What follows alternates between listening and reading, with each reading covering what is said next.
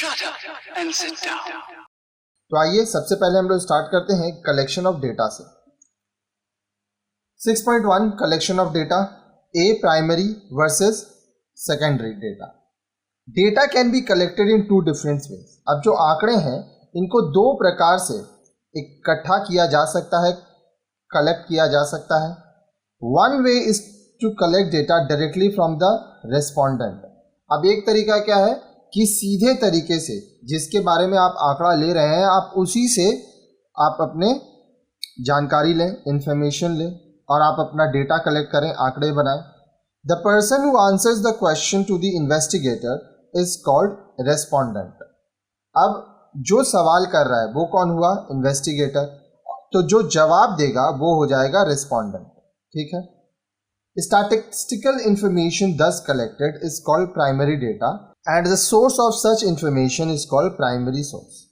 अब देखिए यहां से जो आपको आंकड़े मिल रही हैं ये आंकड़े कौन से हो गए? प्राइमरी डेटा, प्राथमिक आंकड़े। और ये कहां से मिलते हैं? प्राइमरी सोर्स से, प्राथमिक स्रोत से। सोर्स को हिंदी में स्रोत कहते हैं।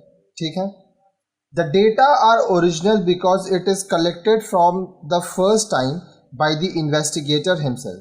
अब यहाँ पे आप सबसे पहली बार ये जानकारी ली जा रही है, ये आंकड़े लिए जा रहे हैं, इसलिए इसको ओरिजिनल कहा जाता है। ये असली डेटा है। ठीक है, क्योंकि इसको पहली बार लिया गया है किसके द्वारा? इन्वेस्टिगेटर द्वारा, जो सवाल पूछ रहा है, जो डेटा कलेक्ट कर रहा है। For example, if the investigator collects the information about the salaries of National Institute of Open Schooling employees by approaching them, then it is primary data for him। उदाहरण के लिए मान लीजिए जो इकट्ठा कर रहा है आंकड़े वो national Institute of Open schooling के जो एम्प्लॉयज़ हैं, जो लोग यहाँ काम करते हैं, अगर उनसे उनका सैलरी पूछता है तो यहाँ पर ये जो नंबर मिलेगा, ये जो सैलरी का अमाउंट मिल रहा है, कितना किसको सैलरी दिया जा रहा है, वो हो जाएगा प्राइमरी डेटा, क्योंकि सीधे से जो एम्प्लॉयज हैं उनसे पूछा जा रहा है। Another way is to adopt data already collected by someone else. अब दूसरा तरीका क्या है? मान लीजिए कोई डेटा कलेक्ट पहले से करके रखा है, आप उसी आंकड़ों का इस्तेमाल कर रहे हैं। The investigator only adopts the data. अब देखिए जो भी इन्वेस्टिगेटर है यहाँ पर वो क्या कर रहा है? जो आंकड़े हैं उनको इस्तेमाल कर ले रहा है। Statistical information thus obtained is called secondary data। तो यहाँ से आपको जो आंकड़े मिल रहे हैं वो क्या हो जाएंगे? सेकेंडरी डेटा, द्वितीयक आंकड़े, क्योंकि ये आप किसी और का आंकड़ा इस्तेमाल कर रहे हैं। The source of such information is called secondary source. अब यहाँ का सोर्स क्या है? सेकेंडरी सोर्स, क्योंकि आप किसी और का आंकड़ा इस्तेमाल कर रहे हैं। For example, if the investigator collects the information about the salary of the employees of National Institute of Open Schooling from the salary register maintained by its accounts branch, then it is secondary data for him। उदाहरण के लिए मान लीजिए कि जो investigator है वो national Institute of Open schooling के जितने भी लोग काम कर रहे हैं उनसे नहीं पूछता है। वो क्या करता है? अकाउंट्स ब्रांच में जाता है, वहाँ पे सैलरी रजिस्टर से सारा आंकड़ा ले लेता है। तो ये सेकेंडरी डेटा है। क्यों? क्योंकि देखिए पहले तो अकाउंट्स ब्रांच का जो व्यक्ति है वो डेटा ले चुका है, अब इसी आंकड़े को इन्वेस्टिगेटर इस्तेमाल कर रहा है, तो ये हो गया सेकेंडरी डेटा। आगे देखिए methods of collecting primary data. अब जो प्राइमरी डेटा है, प्राथमिक आंकड़े, इनको किस तरह से इकट्ठा किया जाता है? There are several methods for collecting primary data, some of which are, बहुत सारे विधियां हैं, बहुत सारे तरीके हैं। आइए हम लोग कुछ तरीकों के बारे में बात करेंगे। डायरेक्ट पर्सनल इंटरव्यू, आप सीधे तौर पर लोगों का इंटरव्यू ले सकते हैं। In this method investigator, also called as interviewer, has to be face to face with the person from whom he wants information. The person from whom this information is collected to called respondent. अब देखिए interview में क्या होगा? एक व्यक्ति दूसरे व्यक्ति से सामने बैठ के सवाल पूछ रहा है। ठीक है।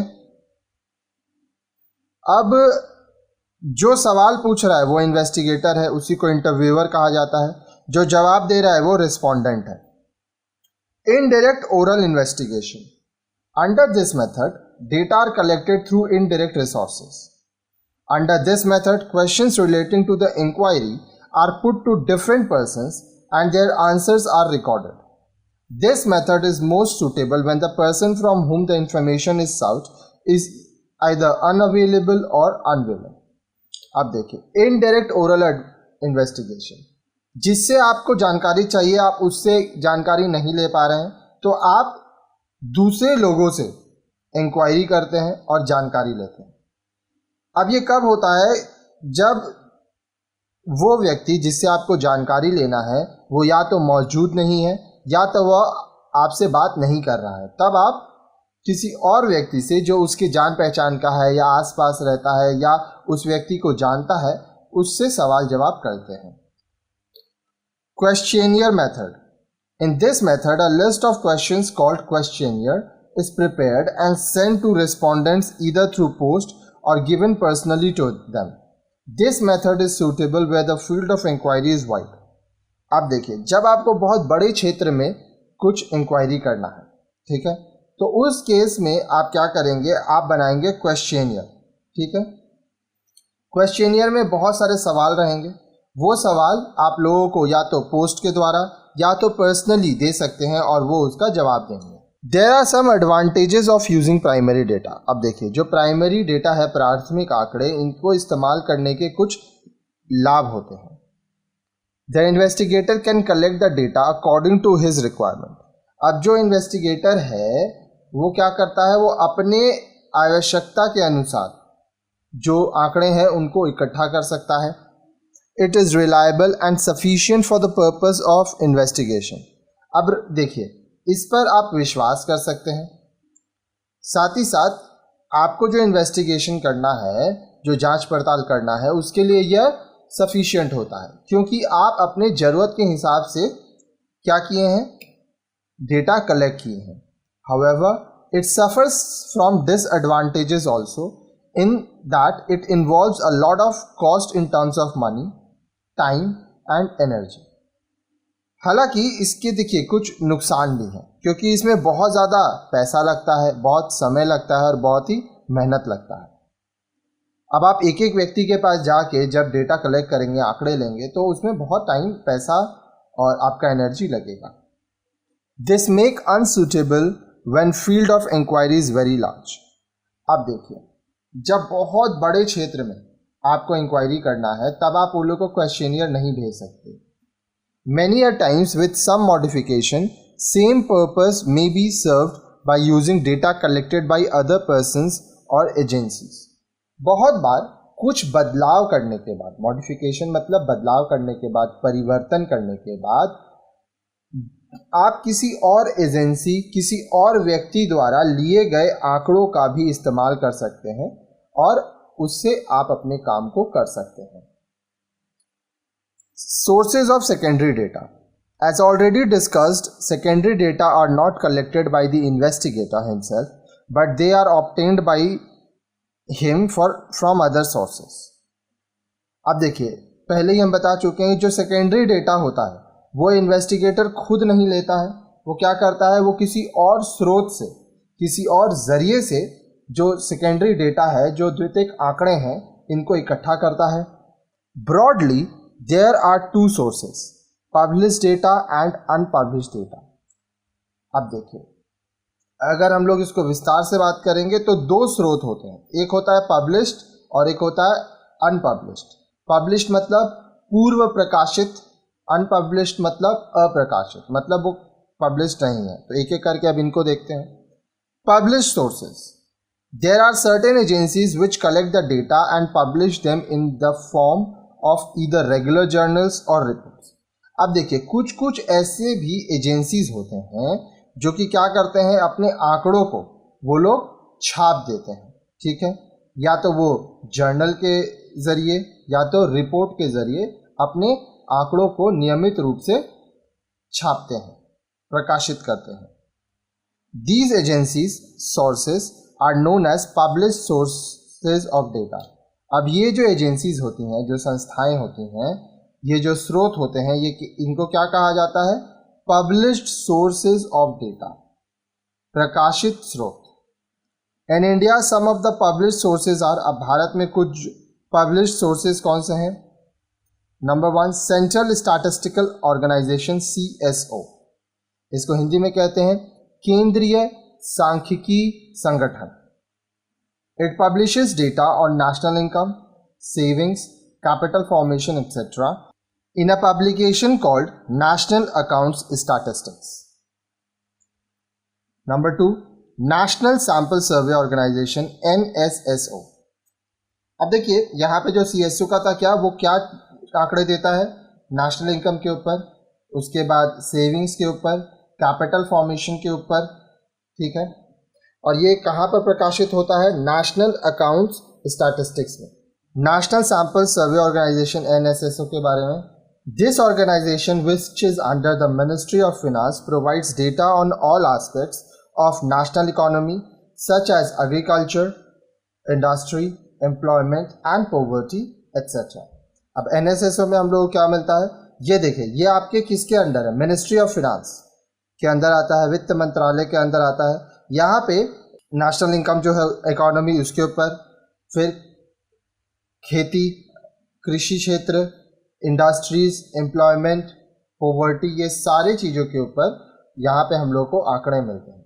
अब देखिए बहुत लोगों को आंकड़े की ज़रूरत होती है और वो इन आंकड़ों का इस्तेमाल अपने व्यवसाय के लिए, अपने रिसर्च के लिए करते हैं।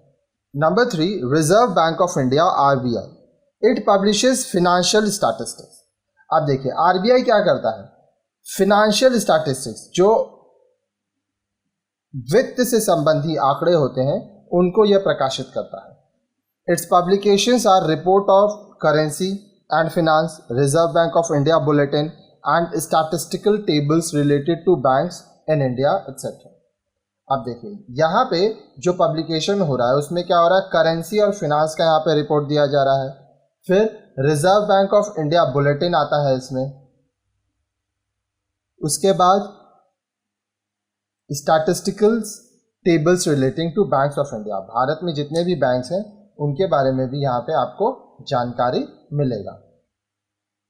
Next labour bureau, its publications are Indian labour statistics, Indian labour yearbook and Indian labour journal. तो लेबर ब्यूरो में आपको किससे संबंधित चीज़ें मिलती हैं? जो हमारे यहाँ पे श्रमिक हैं उनसे संबंधी आपको आंकड़े यहाँ पे दिए जाते हैं। आगे देखिए पॉपुलेशन सेंसस, अब जनसंख्या कितना है इसके ऊपर भी आपको आंकड़े दिए जाते हैं। It is undertaken by the office of registrar general, census of India, ministry of home affairs. It provides us statistics on population, per capita income, literacy rate etcetera. अब देखिए जब हम लोग जनगणना की बात कर रहे हैं, पॉपुलेशन सेंसस, तो ये किसके अंतर्गत आता है? ये registrar general, census of India, ministry of home affairs जिसको गृह मंत्रालय कहते हैं, उसके अंतर्गत आता है। यहाँ पे हम लोग को क्या क्या आंकड़े मिलते हैं? जनसंख्या कितनी है ये पता चलता है, प्रति व्यक्ति आय के बारे में, एक व्यक्ति का कितना कमाई है हमारे देश में वो पता चलता है, लिटरेसी रेट पता चलता है, कितने लोग पढ़े लिखे हैं, कितने लोग अनपढ़ हैं, ये सभी हमें पता चलता है। अगला है पेपर्स एंड मैगजीन्स, जिसको हिंदी में पत्र पत्रिकाएं कहते हैं। Journals like capital, commerce, economic and political weekly and newspapers like the economic times etcetera also publish important statistical data. अब देखिए जो पत्र पत्रिकाएं होते हैं उसमें बहुत सारे जर्नल्स छपते हैं, बहुत सारी पत्रिकाएं छपती हैं जिसमें पूंजी से संबंधित capital, commerce, economic, political weekly, फिर न्यूज़पेपर। आप अगर इकोनॉमिक्स पढ़ेंगे तो यहाँ पर आपको काफ़ी आंकड़े मिलेंगे। अब ये तो हम लोग देख लिए कि क्या क्या प्रकाशित होता है, पब्लिश होता है। आइए अब हम लोग देखते हैं अनपब्लिश्ड सोर्सेज के बारे में। Secondary data are also available from unpublished sources because all statistical data is not always published. अब देखिए जो द्वितीयक आंकड़े हैं, सेकेंडरी डेटा जो हैं, वो आपको अनपब्लिश्ड सोर्सेज से, अप्रकाशित क्षेत्रों से भी, स्रोतों से भी मिलता है, क्योंकि सभी जो आंकड़े होते हैं उनको हमेशा प्रकाशित नहीं किया जाता है. For example, information recorded in various government and private offices, studies made by research scholars etcetera can be important source of secondary data. उदाहरण के लिए अब देखिए, जितने भी इंफॉर्मेशन सरकारी कार्यालयों में, गवर्नमेंट ऑफिसेस, या निजी कार्यालयों में, प्राइवेट ऑफिसेस, यहाँ पे जितने भी इंफॉर्मेशन जानकारियाँ इकट्ठा की जाती हैं, ठीक है, या कोई रिसर्च किया जाता है, वो कभी भी पब्लिश नहीं होता है क्योंकि वो इंटरनल रहता है, ये सेकेंडरी डेटा रहता है.